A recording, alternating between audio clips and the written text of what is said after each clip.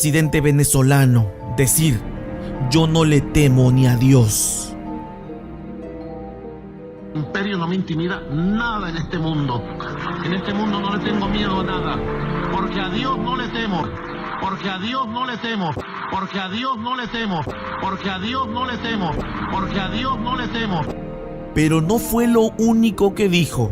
Recientemente, el presidente venezolano exclamó: ni Jesucristo resucitado podrá conmigo.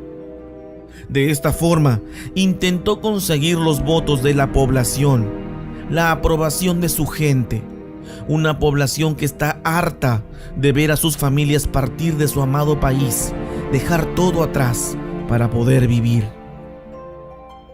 Aprovecho para condenar de nuevo, desde el fondo de mi alma y de mis vísceras, al Estado de Israel. ¡Maldito seas, Estado de Israel!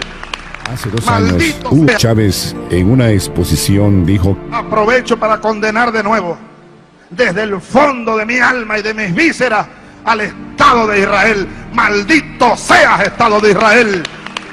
¡Maldito sea! Precisamente el cáncer se le regó a las vísceras y murió. Amigos oyentes, de Dios nadie se burla.